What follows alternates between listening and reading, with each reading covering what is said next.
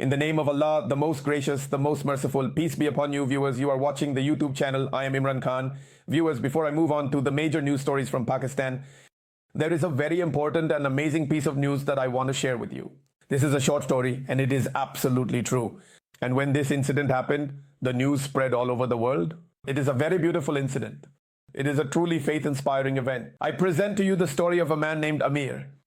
Here, take a look at his face. At first glance, he appears to be a young man. He looks like a very innocent, simple-hearted man, just like there are many such simple people around us here. He is truly a plain, ordinary man. A completely normal, common person, someone you wouldn't even count among the special or notable people. But often, these people turn out to be very special because in God's eyes, they hold a unique place. So, take a look at Amir.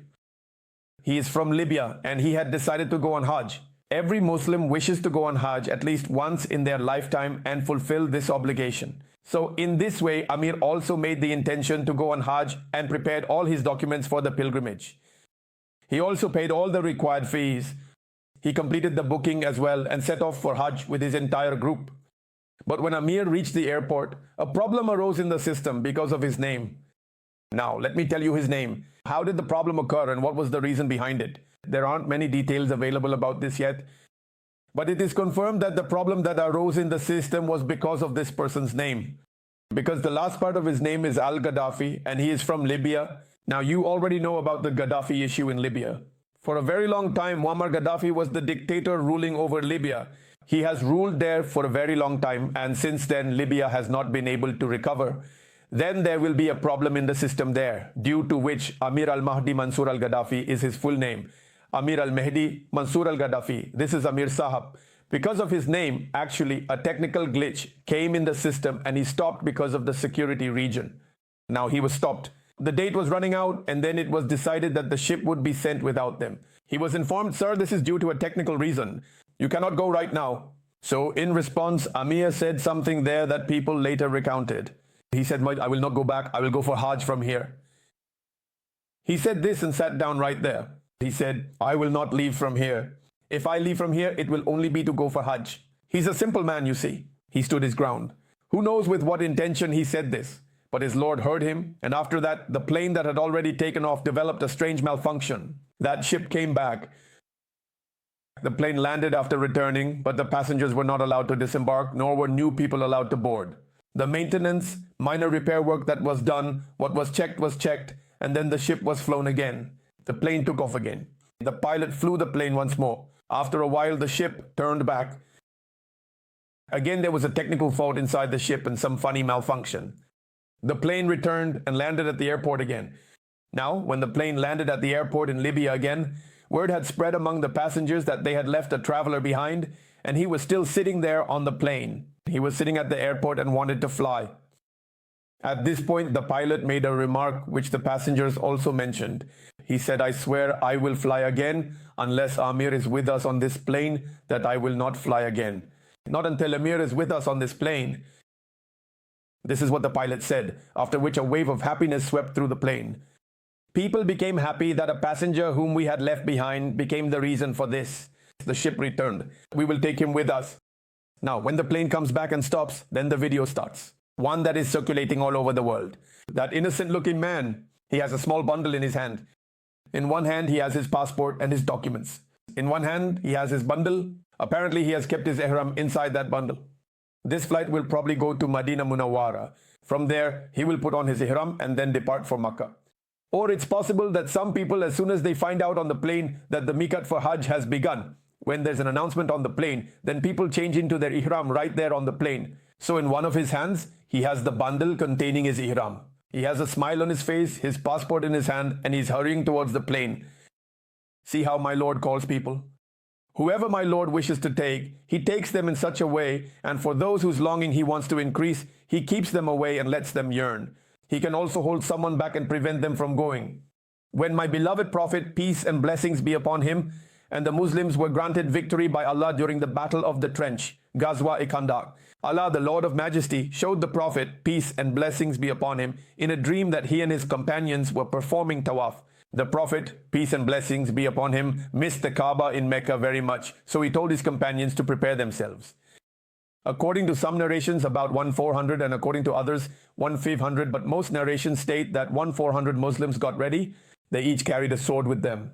They did not take many other weapons, and they also took their sacrificial camels with them and set out.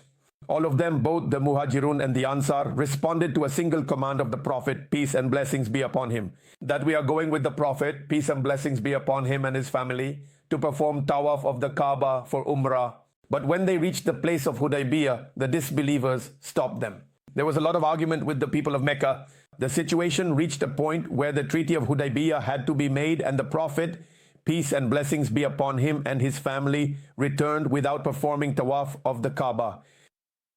So my Lord, you see, he expresses his love in different ways, shows it in different ways. He increases someone's thirst, calls someone closer, pushes someone farther away. We are all his servants. He loves all of us very much, loves us deeply. So may our Lord take all of us to his house. May he grant all of us the opportunity to visit his house.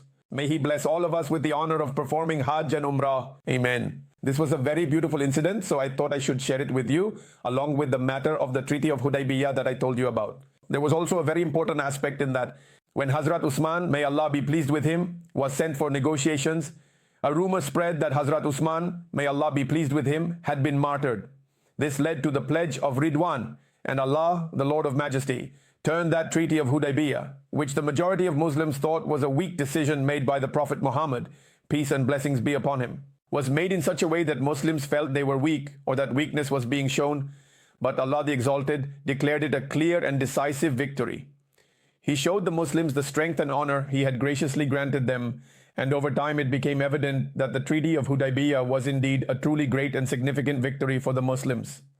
As a result of which, the condition of the disbelievers became dire and miserable. Then after that comes the conquest of Mecca. Then the noble Prophet, peace and blessings be upon him and his family, also performs the circumambulation of the Kaaba. So our religion is truly very beautiful. If you read the life of the Prophet, you will come across many such incidents and numerous hadiths from which you can learn a great deal for your own life. So viewers, now let's move on to the routine news from Pakistan. First of all, a very tragic incident, viewers. In the district of Ziluri, Waziristan, there has been a drone attack in which 22 people have been injured, including a small child just 7 years old and another man. Both of their lives are in danger and their condition is very critical. But this time, the way the news has been reported, whether in the Pakistani media, especially in the Pakistani media, it has not been referred to as a drone attack. It has been called a quadcopter. That is, it has been deliberately called a quadcopter so that the word drone, which carries a sense of disgrace like a drone attack happened in Pakistan, is avoided. Drone attacks have a very bad reputation in Pakistan, so they called it a quadcopter. But what is a quadcopter? Isn't it a drone? It's a type of drone. Just like there is a quadcopter, there is a tricopter and a hexacopter. A hexacopter has 6 arms. That's the difference. While a quadcopter has 4, a tricopter has 3. There are different types of drones. Actually, what we call a drone is known as an unmanned aircraft, a machine that flies in the air without a pilot. A machine that flies without a pilot is called a drone. Now, these often have cameras inside them for surveillance. They often have to carry out attacks. They have to launch missiles. So this has dropped bombs on Pakistanis, and such an incident took place in Zilbi, Waziristan. Zubair Khan Wazir is an MLA from Pakistan, Tehreek-e-Insaf. He reported, citing hospital records, that young men were playing volleyball. That is, the young men were playing on the field when the drone rained shells down on them. And after the attack, the people of the area were very frightened and confined themselves to their homes. The drone attack has been strongly condemned from all sides.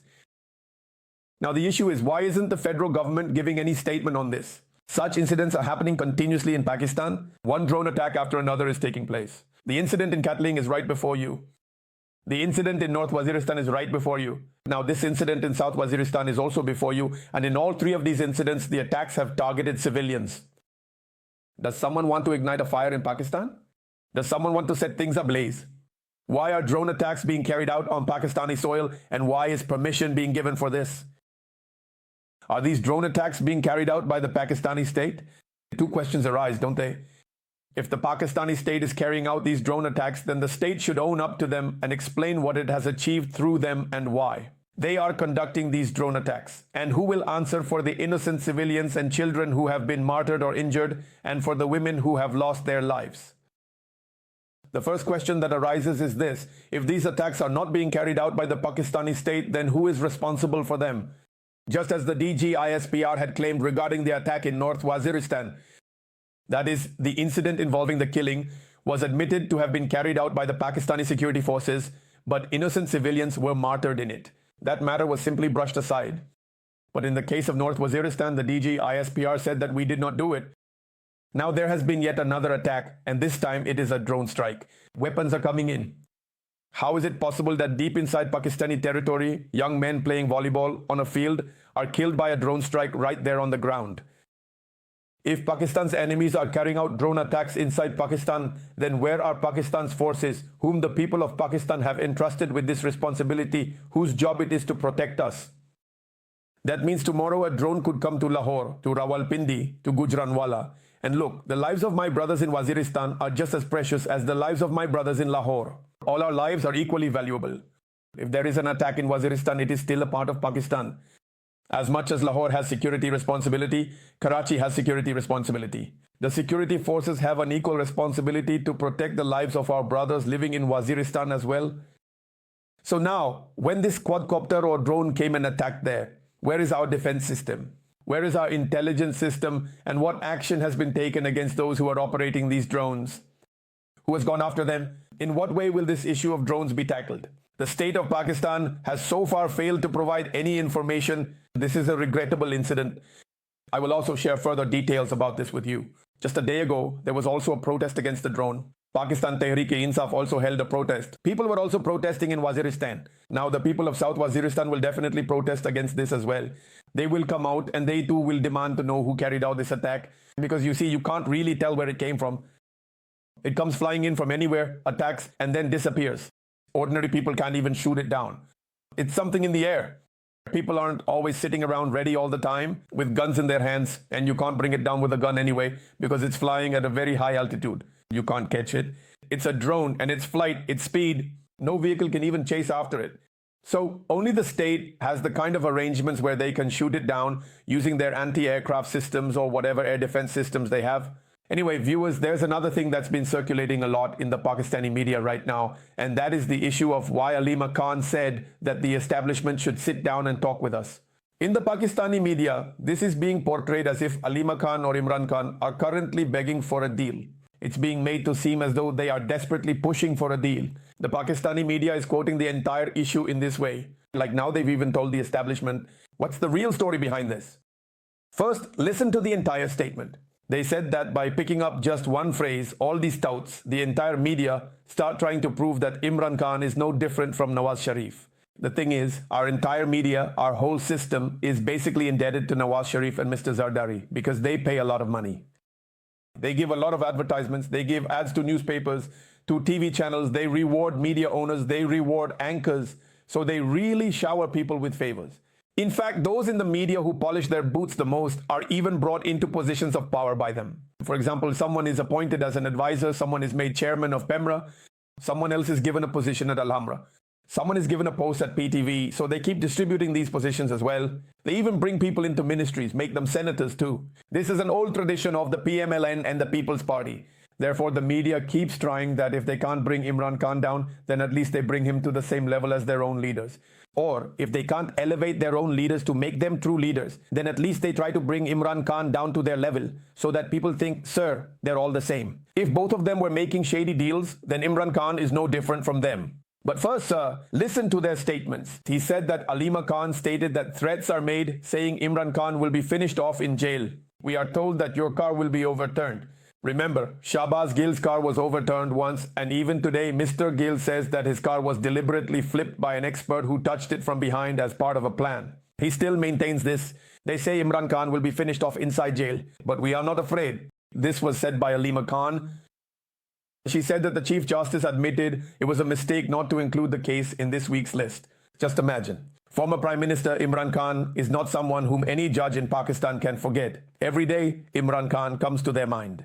I write down the conditions and the attack does not add names. Isn't this the story of Imran Khan? What else is it? Anyway, Alima Khan is saying that his name was not included. It is hoped that the case will be scheduled again. Maybe on the 5th, justice will be served. For Imran Khan, the case is just a matter of a little delay. Even the lawyers say the same thing. Now, to the establishment. She said, tell us, what issue do you have with our brother? What harm has our brother done to you? Why are you after our brother? Why are you afraid to release him from jail?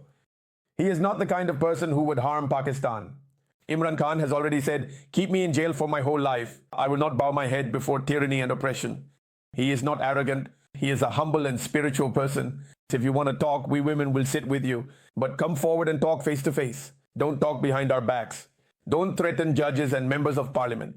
We receive threats that your car will be overturned. Imran Khan will be finished off inside the jail. But we are not afraid. We fear only Allah. Come, sit with us and talk. Even after 2 years, we still don't know what you want from our brother. He is standing for the rule of law and democracy. Tell us, what is it that he should give up so that you will release him? If you want to do give and take, then tell us what Imran Khan should give and what you want. But come forward and talk to us directly. We will not talk behind anyone's back. Now see, where is this within it? She is pleading. She is actually exposing them. Now you can call this by 2 different names. On one hand, the touts, the people looking for an opportunity, are saying that this is now a plea from sir. On the other hand, people are saying it's a challenge. She said, come forward and talk. Why do you attack from behind, hiding in the shadows? So actually, what's happening is that the establishment is afraid to come forward and play openly, afraid to speak openly. Remember, even Shahbaz Sharif used to travel hiding in the trunk before this, wherever General Bajwa had meetings. Now General Bajwa tells the media, I met with him, I met with him, I met with him too. However, during that time, all these meetings were secret.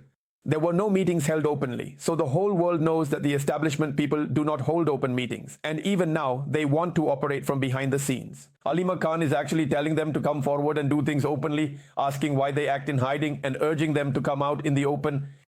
Viewers, there are some posters circulating in the market.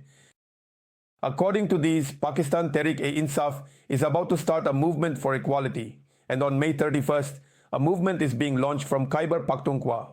And this is just the beginning. The actual announcement will be made by Imran Khan himself.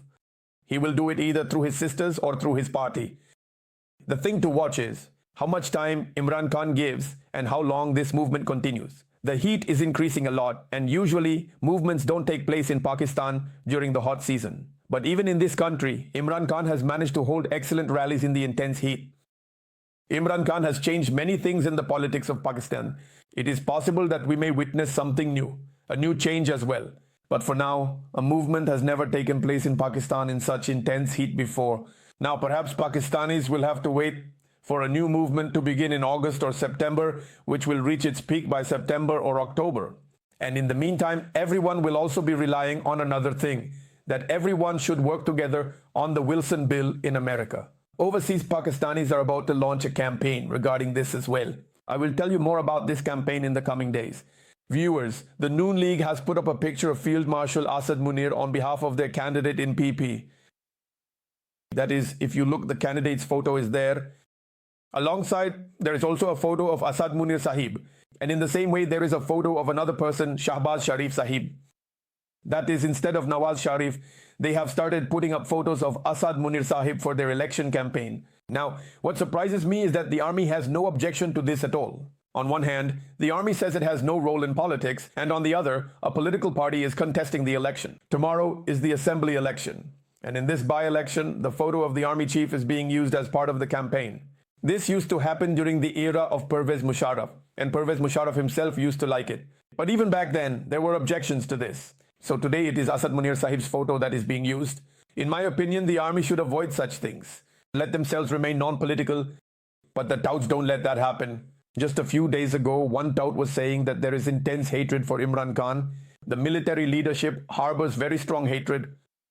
This is a straightforward charge sheet against the military leadership. That leadership claims they have nothing to do with politics. But the tout stands up and says, no, they have intense hatred for Imran Khan.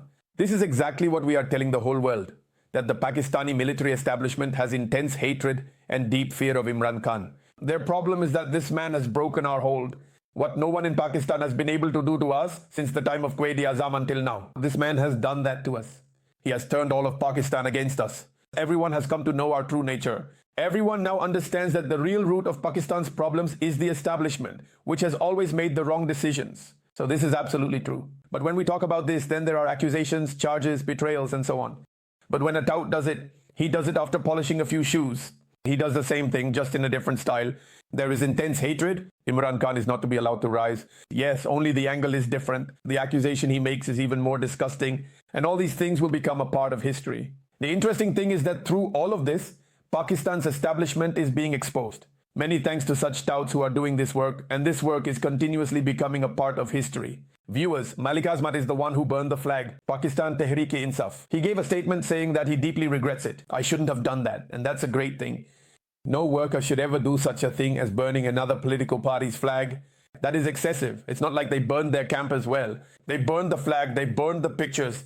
So isn't that something that would spark a fire? If that's the case, then everyone will start doing the same. So he said, yes, he apologized. He said he shouldn't have done it. I want Mazrat who has compassion. But he also said that the gas had gone to his head. Even though it was just a little bit of tear gas, look at what all they ended up doing. So it's not surprising for the workers of Pakistan Tehreek-e-Insaf who have been subjected to the worst kind of gas shelling continuously and for many months now. For several years, even 3 years have passed. They have been continuously subjected to tear gas shelling, yet they never took such actions as the BPF party did after just a little bit of shelling. So credit goes to the workers of Pakistan Tehreek-e-Insaf for always trying to remain peaceful. And this is something Imran Khan himself taught them. Viewers, I was reviewing the Indian media, and right now the Indian media has launched a heavy attack on Donald Trump. And the attack on Donald Trump by the Indian media is like an apple. There is a statement from Trump regarding the Apple company wanting to enter India. Then there's the ceasefire between Pakistan and India. Then the issue of Kashmir and the threat of nuclear war. Then India's desire to invest in Iran. And many hopes of Indians have been dashed because when Indians were getting positions in the American government, then Indians had very high hopes. So right now, the entire Indian media and social media is in a frenzy. Everyone is fixated on Trump, attacking him, and this situation should actually benefit Pakistan if Pakistan knows how to take advantage of it. So let's pause this vlog here. I'll share some more things with you in the next vlog. Take care of yourself and may God protect our channel as well. Take care of yourself and may God protect our channel too.